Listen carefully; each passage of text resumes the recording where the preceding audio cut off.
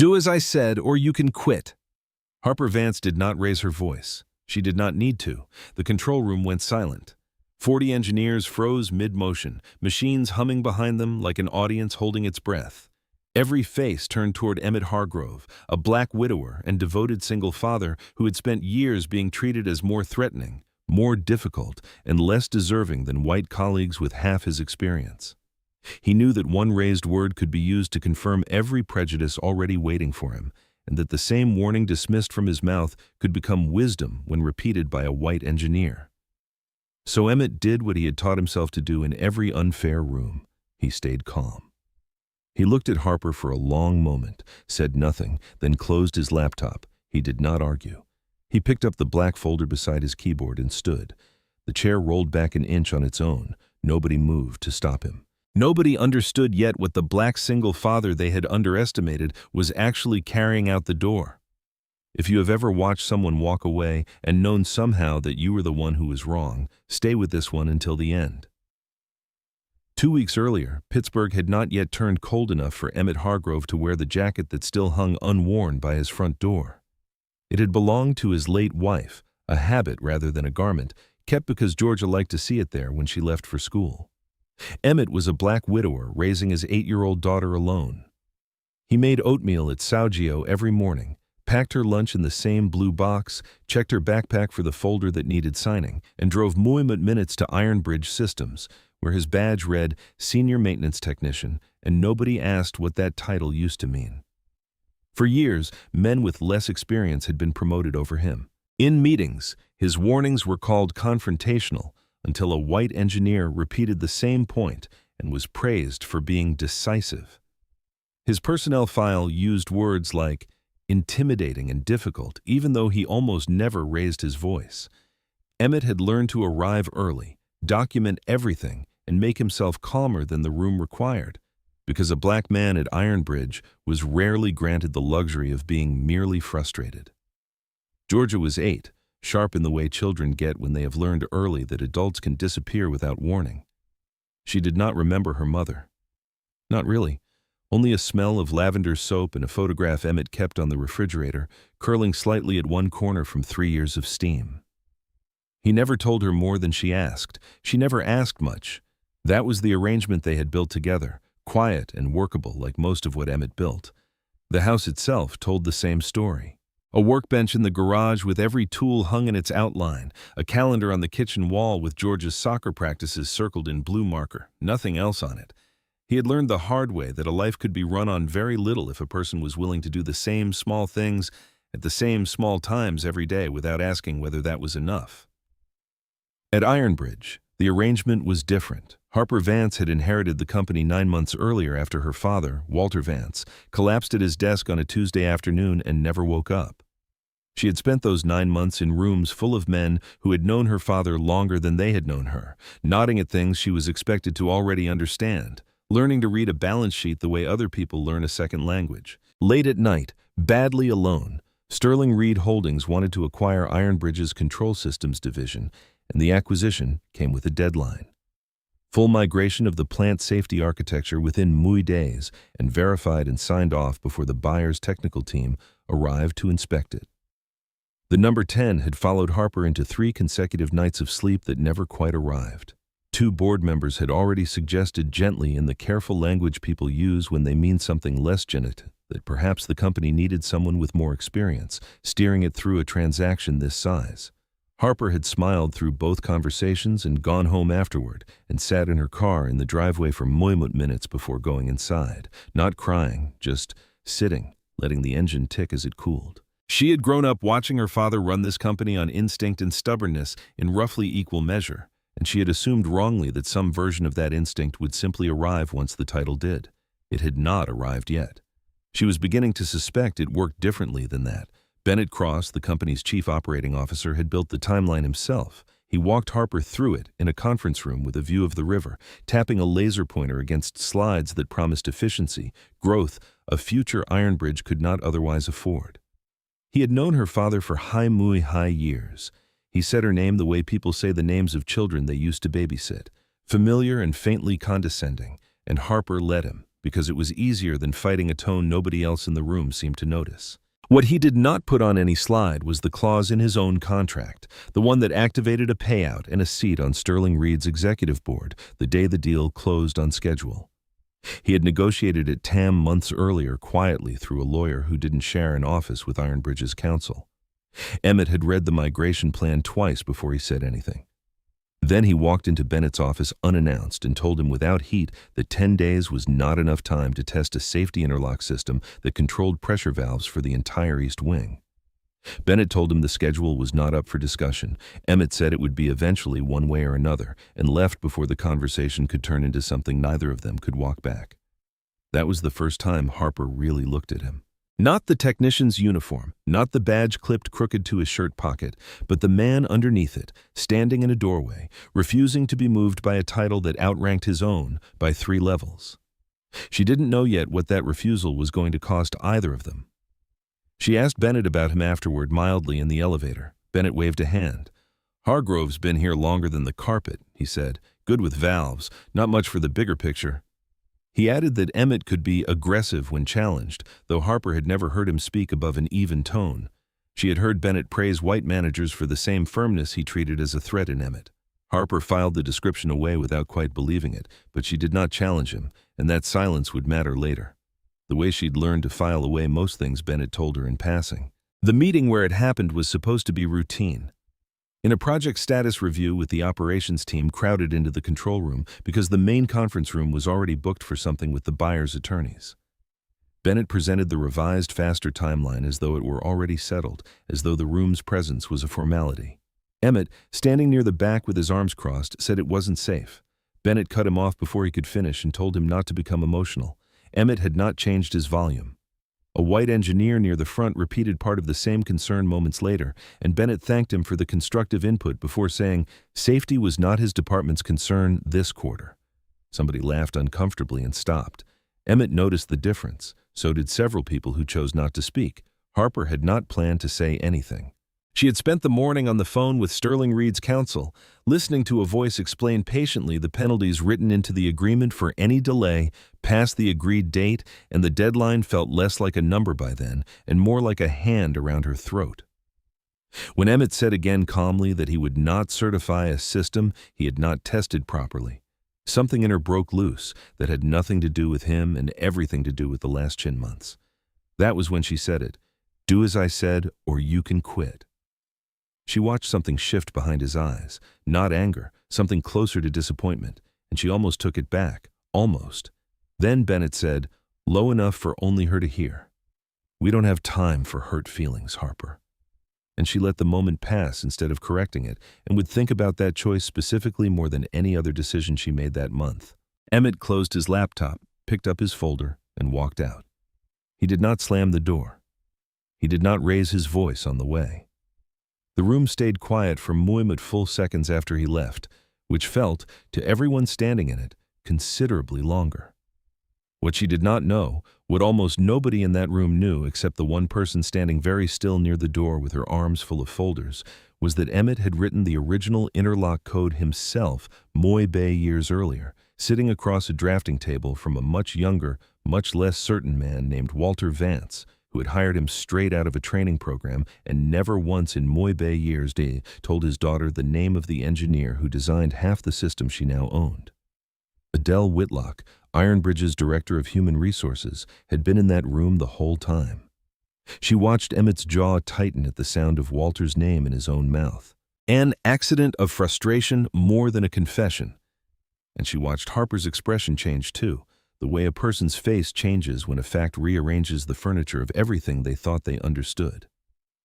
Emmett had not meant to say it. It slipped out sideways, defending the code instead of himself. "I built that interlock system with your father back when this building still had a coal furnace in the basement," he said, and immediately looked as though he wished he hadn't. He didn't elaborate. He didn't need to. Walter Vance had been dead Chin months, and hearing his name spoken with that kind of familiarity in that voice, in that room, hit Harper somewhere she hadn't guarded. Adele set the folders down very carefully on the nearest desk, the way a person sets something down when their hands have started to shake slightly and they don't want anyone to notice. There was a document sitting in a locked drawer in her office dated muy bon years back with Walter's signature on it and a confidentiality clause wrapped around it, tighter than anything else in the building. She had read it exactly once the week she was hired and never again because she had promised she wouldn't need to. Harper asked Emmett to repeat what he'd said. He didn't. He picked his folder back up, said the interlock system needed 9 more days of testing minimum, and walked out before Bennett could turn the meeting into a referendum on his attitude. Harper stood there a moment longer than she meant to, staring at the space where he'd been standing, aware that Adele was watching her instead of the door. Later that day, when the meeting had scattered and the room had emptied, Harper found Adele still in the hallway. "Do you know something about him?" she asked. Adele held her gaze for a second too long before answering. "I know he's not who Bennett thinks he is," she said, and then excused herself before Harper could ask what that meant. That evening, in an office 3 floors above the one where Bennett kept his laser pointer and his revised slides, Bennett Cross closed his door and made a call that would not appear on any Iron Bridge phone log. Sterling Reed's lead negotiator answered on the second ring. Bennett confirmed the 10-day timeline was still holding, confirmed his own executive placement was still contingent on it, and hung up before either of them said anything that could later be quoted back to him in a deposition neither man yet imagined would exist. He did not mention Emmett Hargrove by name. He had already decided the man was a problem he would solve without needing anyone's permission, least of all Harper's. The next morning, a memo arrived in Emmett's inbox signed by Bennett, reducing the testing window to 5 days and instructing all safety sign-offs to route through Bennett's office directly instead of the standard chain that had existed since before either of them worked there. Emmett read it twice at his kitchen table while Georgia ate cereal across from him, humming something from a cartoon he didn't recognize, swinging her feet under the chair because they didn't reach the floor yet. He didn't say anything to her about it. He never brought Iron Bridge home if he could help it. At work, he replied to the memo with 4 words. Testing continues as scheduled. He copied nobody. He knew the moment he sent it that this was the kind of small refusal that eventually stops being small.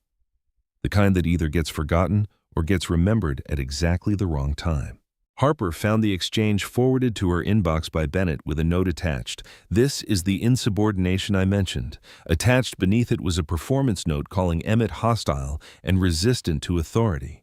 Harper read his 4 words 3 times. They did not read like hostility or insubordination to her. They read like restraint.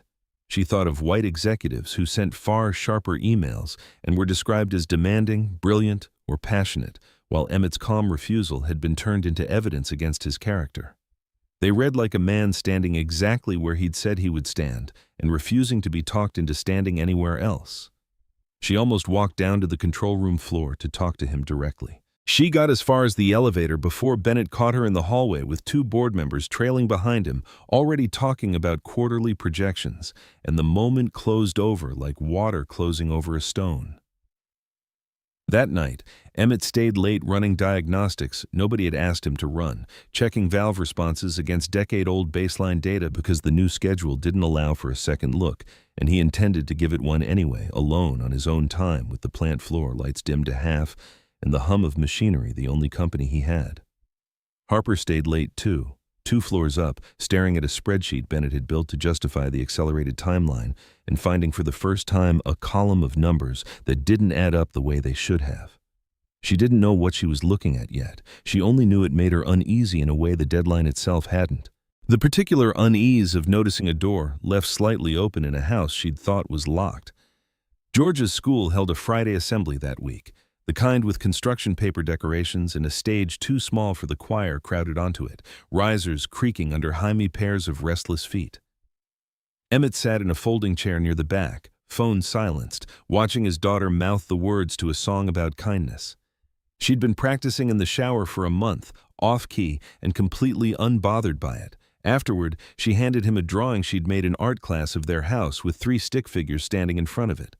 One of them wearing a triangle skirt that Georgia explained very seriously was supposed to be her mother, even though she'd never seen her wear one, only imagined it from the photograph on the refrigerator. Emmett folded it carefully into his jacket pocket. He didn't cry in front of her. He waited until she'd fallen asleep in the back seat on the drive home, streetlights sliding across her face in slow orange bands. And then he let himself feel the whole week for about chinmui seconds before he put it away again. The way he put most things away, folded small enough to carry without anyone noticing the weight. Back at Ironbridge, Harper had asked one of the finance analysts quietly after hours to pull the full Sterling Reed contract package, not just the summary Bennett had circulated to the board. The analyst hesitated before agreeing, glancing toward Bennett's office door as though it might hear them through 2 floors in a hallway. Harper didn't ask why he hesitated. She already suspected the answer. The next Tuesday, standing at the East Wing control panel running a pressure test Bennett hadn't authorized, Emmett found a fault in the secondary shutoff valve that the accelerated schedule would have missed entirely. It was small, the kind of flaw that sits quietly for months until it isn't small anymore. A hairline stress fracture in a housing seal that had another moitam months of rated life left in it under normal load and considerably less under the load Bennett's new schedule would put on it. He documented it, photographed it from 3 angles, and sent the report through the standard safety channel instead of Bennett's office, exactly as the old protocol required and exactly as the new memo forbade. Harper received a copy because the old protocol still served her by default, and nobody had thought to change that yet. She read it standing in her kitchen at 11 at night, coffee gone cold beside her laptop, the report's clinical language doing nothing to soften what it actually described. She understood finally what the 4 words had meant. Testing continues as scheduled. He hadn't been defying her. He'd been protecting something she hadn't known was at risk, something with her father's fingerprints all over it, whether she recognized them yet or not. She thought about walking it down to Bennett's office herself the next morning. She thought about a lot of things that week that she didn't end up doing, and lay awake longer than usual, wondering why that had become such a habit lately. Georgia had a loose tooth that week, and she spent most of dinner working it back and forth with her tongue, narrating the process in careful detail. While Emmett tried to eat around her commentary, he told her not to force it. She told him she was not forcing it, she was helping it along, which was different. And he let the distinction stand because arguing with an 8-year-old about dental philosophy felt like the one fight he could afford to lose that week. Later, after she'd gone to bed, he sat at the kitchen table with the fault report open on his laptop, reading it again, as though a 4th pass might reveal something the first 3 hadn't, and found nothing new, only the same small crack in the same seal. Patient and unimpressed by how much noise it was about to cause, Bennett heard about the fault report before Harper had finished her coffee the next morning. He called it a stunt over breakfast with 2 board members, told them Emmett Hargrove was manufacturing delays out of some grudge nobody could name, painting a picture of a disgruntled technician settling old scores on the company's dime. He called Emmett angry, volatile, and impossible to manage, choosing words that carried a history nobody at the table acknowledged. The man they described had never shouted, threatened anyone, or broken a single safety rule. His skin and Bennett's repetition did the work the evidence could not. By the time Harper arrived at the office, the narrative had already taken a shape she hadn't chosen and couldn't easily unmake. She pulled Emmett into a private meeting that afternoon, the 2 of them alone for the first time since the control room. The door closed against a floor full of people pretending not to watch through the glass. She asked him plainly if the fault was real. He said yes. She asked if it could wait 9 more days. He said no, not safely. Not with the load the new schedule would put on it. She asked why he hadn't just done what she'd told him to do, why he'd chosen the memo she hated writing over the order she'd actually given. He looked at her for a long moment before answering. "Because I have spent 17 years proving the same fact twice," he said quietly. "Once with the work and again for people who decide what I am before they read it. If I had signed that system and something happened, I would not have been called pressured or mistaken. I would have been called reckless. And every person who already believed I did not belong here would have said they were right." Harper felt the truth of it before she found an answer. The kind of look that made her feel briefly like the only other person in the building, "Because you'd have had to live with what happened if I did," he said, "and I don't think you'd have forgiven either of us for it." Nothing about the sentence was warm. It wasn't meant to be, but it stayed with her longer than anything Bennett had said in 9 months of board meetings, longer than any spreadsheet or slide or promise about the future. Sterling Reed was supposed to buy them, and she left that conversation without having decided anything, which felt at the time like its own kind of decision. Bennett moved faster than either of them expected. By Thursday, a written violation notice sat on Harper's desk, alleging that Emmett had deliberately delayed a shipment verification the week before, costing the company an amount large enough to trigger automatic termination review under company policy. Harper read it twice. The numbers precise, the dates exact, everything arranged to look unimpeachable. He built by someone who understood exactly how much scrutiny a document needed to survive and had given it precisely that much and no more. She almost caught it, almost noticed that the delay in question had happened on a day Emmett was documented by his own safety report timestamp, running the diagnostic Bennett himself had originally requested before the schedule changed. But the board meeting was in Heimlich, and Bennett was already standing in her doorway telling her the vote on Sterling Reed depended on showing the buyer's team that Ironbridge could enforce its own standards. That hesitation now would read as weakness to people who were already nervous about the deal. She signed the termination that afternoon, pen moving faster than her better judgment, and did not let herself think about it as she did. The way a person avoids looking directly at something too bright. Word traveled through the building before Emmett's supervisor even called him upstairs. By the time he reached the office, half the floor already knew, watching him from behind monitors they pretended to be working at. Conversations dying as he passed. He listened to the explanation without interrupting. He had seen this pattern before. His expertise questioned, his restraint renamed defiance, his mistakes assumed before the evidence was checked. A white supervisor had once missed a shipment deadline and received coaching. Emmett was being terminated over a delay the records showed he had not caused. He collected the folder he'd been carrying all week, the one with George's drawing still tucked inside it, and walked out through the same doors he'd walked out of 2 weeks earlier. Except this time, nobody expected him back, and the silence that followed him out was heavier than the first one had been. Harper watched from the glass-walled office above, the same view Bennett liked so much and said nothing to stop him. She told herself it was out of her hands now, that the process had simply run its course the way processes were supposed to.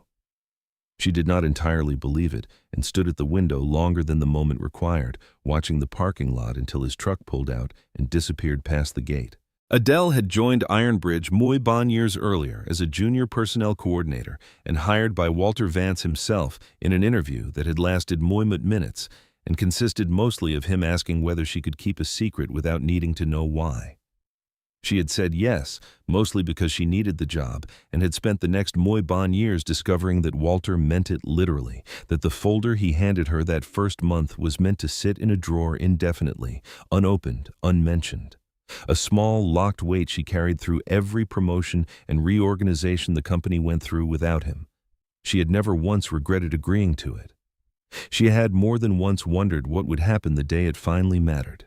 That evening, 3 floors above the empty control room, Adele Whitlock's phone rang.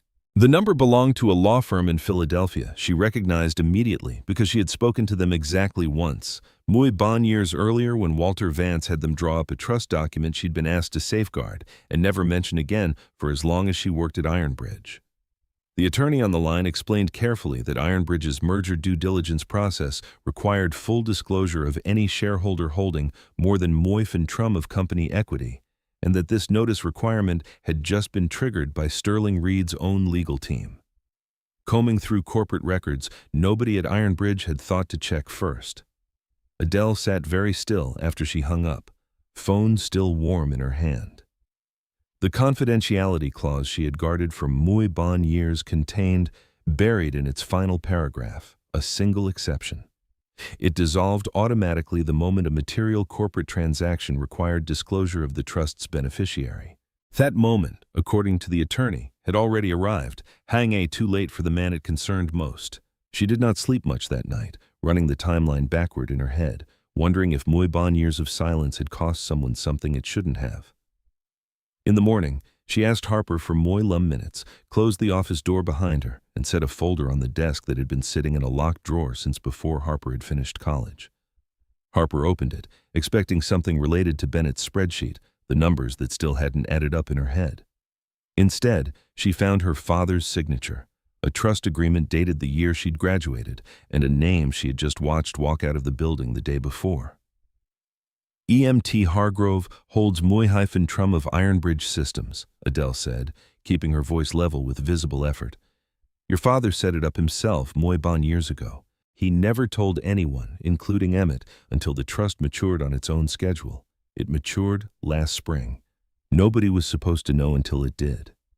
Harper read the document twice, the way she seemed to read everything important lately, as though a second pass might soften what the first had already made true. Her father had trusted this man with a piece of the company he'd built from a single machine shop on the north side, back when the whole operation fit in a building a quarter this size. Her father had never told her, and she had signed his termination less than Heimlich-Bonn hours earlier, over a report she hadn't had time to question properly. She asked Adele why he hadn't told her himself that day in the control room when he mentioned Walter's name. Adele shook her head slowly. "He wasn't protecting the shares," she said. "I don't think he even thinks about them, honestly. I think he was protecting the interlock system. That's the only thing he ever raised his voice about in Muy Bay years. And even then, he didn't really raise it." Harper sat with that for a long moment, hands flat on the desk to keep them from shaking. Then she asked where he lived, and Adele told her, and neither of them said anything else about it because there wasn't anything left to say that the folder hadn't already said better. Bennett, informed within the hour that the shareholder disclosure had gone through, understood immediately what it meant for the vote he needed pushed through before anyone could organize opposition against him. He moved the emergency board session up 2 days, citing the buyer's own impatience as justification, and made certain the agenda item covering shareholder consent for material transactions was worded vaguely enough that most of the board wouldn't think to ask who exactly still held a stake large enough to matter. Harper drove to the address Adele gave her that same evening. A modest house on a quiet street with a jacket hanging visible through a window by the front door, porch light already on, though the sun hadn't fully set. Georgia answered before Emmett reached the hallway. Tam, years old and unbothered by strangers, informing Harper with total confidence that her father was in the kitchen and that dinner was almost ready if she wanted to stay. As though this were the most ordinary offer in the world, Emmett appeared behind his daughter a moment later, wiping his hands on a dish towel, and the easy warmth in his face flattened slightly when he recognized who was standing on his porch. "Georgia," he said. "Go wash up for dinner," she went, glancing back once, curious, before disappearing down the hall. Harper apologized before he could say anything. It came out plainer than she'd planned. No cushioning, no version of events that made her look better than she'd actually been. She told him about the trust, about her father, about the fault report that should have cleared him and had not because nobody had given it the 20 minutes it needed. Then she said the harder part plainly. Bennett had used racial bias already present in the company to make Emmett look dangerous, and she had accepted that framing because it was convenient under pressure. She had judged his calm as defiance and given a white executive's accusation more weight than a black engineer's documented evidence. Emmett listened without interrupting, the same way he had listened to his own termination notice 2 days earlier, arms crossed loosely, not defensive so much as tired. "I don't want the 12%, he said finally, once she'd finished. "I never asked for it, and I'm not going to start using it now just because it's convenient. What I wanted 2 weeks ago was for someone to believe me about the valve before it turned into a headline. That's all I ever wanted out of any of this." Georgia, halfway through setting a third plate at the table without being asked, glanced between them and said nothing, the way children do when they understand more of a room than adults expect them to. Harper looked at the small, ordinary kitchen, the drawing taped crookedly to the refrigerator beside an older photograph curling at one corner, and felt something in her chest that had nothing to do with Sterling Reed or her father's company at all. Something quieter and considerably harder to name. She told him about the board vote 2 days out and what it would mean if it passed before he exercised any standing as a shareholder, how Bennett had already moved to close the window before Emmett could walk through it. Emmett was quiet for a while, jaw working the way it had in the control room 2 weeks earlier. Then he asked if she'd bring him the interlock test data if he came, the full set, not the summary. She said yes before she'd finished thinking it through and meant it more than she'd meant most things she'd said in that office in the past months. Before she left, Georgia reappeared in the doorway, freshly washed, hair damp at the temples, and asked Harper if she liked spaghetti, because that was what they were having, and there was plenty. Harper said she did, and meant it, and stayed exactly bond minutes longer than she'd planned to. Standing in a kitchen that smelled like garlic and tomato sauce, watching Emmett correct his daughter's grip on the pasta spoon without once looking away from the conversation he was still having with Harper over her head. It was the first time in 9 months that Ironbridge Systems had not been the largest thing in the room. The board convened on a Thursday morning. Moihai members around a table Bennett had chosen for its view of the river, the same view he'd used to sell the original timeline 2 weeks earlier, sunlight cutting flat across the polished wood. He opened with confidence, citing the buyer's schedule, the momentum already built, the risk of losing the deal entirely. If Ironbridge appeared unable to make decisions under pressure, the story he'd been rehearsing since the moment he heard about the disclosure. Emmett walked in bay minutes after the meeting began. Harper beside him, Adele trailing with a folder of her own, 3 sets of footsteps that silenced the room faster than anything Bennett had said in the previous bay minutes combined. Bennett's expression did not change immediately. It changed when Harper introduced Emmett, not as a former employee, but as a shareholder entitled under the very trust agreement Bennett's own legal team had just triggered to a voice in any vote involving asset transfer of this size. What followed took less time than Bennett had clearly hoped it would. Emmett laid out the fault report and the time-stamped diagnostic, then the termination notice built on numbers that did not match his documented location that day, setting each document on the table in the order that made the contradiction impossible to miss. Adele added years of performance reviews showing the same pattern, white managers praised as forceful for behavior that caused Emmett to be labeled threatening, promotions denied without measurable reasons, and complaints about his tone unsupported by a single witness who could identify a raised voice. Adele confirmed the trust's authenticity and the date it had matured. Her voice steady now, in a way it hadn't been the night before. Harper, watching Bennett's composure fracture across the table, produced the spreadsheet she'd found weeks earlier, the column of numbers that hadn't added up, now cross-referenced against a Sterling Reed executive offer letter. Adele had found buried in the same discovery documents that surfaced the trust, a letter with Bennett's name, and a start date contingent on deal closure written in language nobody could later claim was ambiguous. Bennett tried briefly to argue his way through it, calling the offer letter routine, calling the fault report a misunderstanding blown out of proportion by people who didn't understand engineering timelines. He reminded the board twice how close they were to losing the deal entirely, how a delay now would signal instability to a buyer already nervous about the transition, how none of this would matter in 6 months. If Sterling Reed walked away because Ironbridge couldn't manage a boardroom disagreement without falling apart.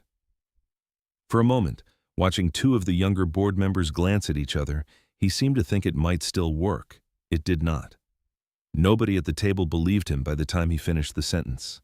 And one of the older board members, a woman who had served alongside Walter Vance for over a decade and remembered exactly what kind of company he'd meant to build, asked him flatly whether he intended to keep talking or let the room vote. The board voted chin to paw to suspend him pending a full review, and 2 security staff walked him out through the same doors Emmett had walked through twice already. At the door, he turned back long enough to tell Harper she'd regret choosing a maintenance technician over the deal that would have saved the company's future. His voice carrying down the hallway after the door had already started to close. Nobody answered him. The door closed the rest of the way on its own weight, and the room exhaled all at once, the way a room does after holding something too long. The weeks that followed moved slower than the 2 before them, in the particular way that recovery always does after a crisis resolves itself, and the adrenaline has nowhere left to go. Bennett's severance and departure were handled through legal channels, quiet and final, with no headline attached to either the kind of ending that mattered enormously to the people inside it and barely registered anywhere else. The Sterling Reed deal was renegotiated on a longer, safer timeline. The interlock system tested properly this time, certified without a single shortcut, exactly the way Emmett had said it needed to be from the very first meeting. Harper offered him his position back within the week. Not the one he'd left, but a new one. Director of Systems Integrity, with a salary and an office that matched what he had actually been doing under a smaller title for years, while less qualified white colleagues moved ahead of him. He accepted on the condition that George's school pickup stayed non-negotiable, bajo muy lum food every day, no exceptions for board meetings or buyer visits or anything else the job might eventually ask of him. Harper agreed without needing to think about it, and meant that too. She stood in front of the full staff 2 days later and said without hedging that she had been wrong, that the termination accusation had been false, and that the man she had told to do as she said or quit had been the only person in that room actually protecting the company from a mistake that could have cost far more than a deadline. She also named what the company had tried not to name.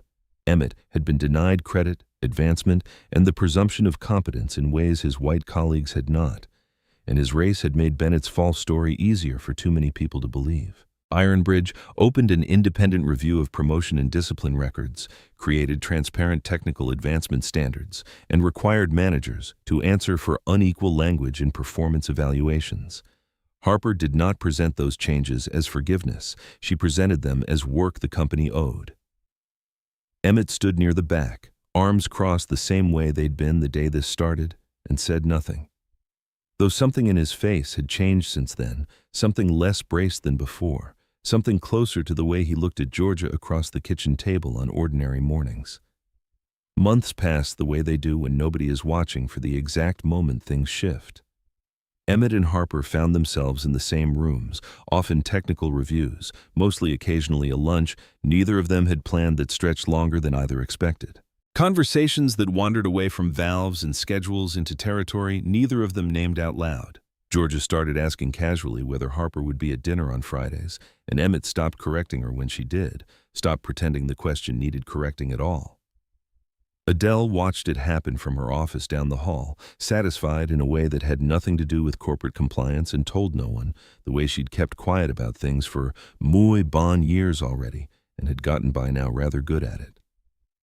Georgia lost the tooth eventually on a Wednesday over a piece of toast and insisted on showing it to Harper the next time she came by, holding it up between two fingers with the particular pride children reserved for small violent achievements. Harper admired it appropriately, gravely, the way the moment seemed to require, and Emmett watched the two of them from across the kitchen with an expression he didn't bother trying to arrange into anything more careful than what it actually was. Nobody made an announcement. There wasn't a moment either of them could point to and call the beginning.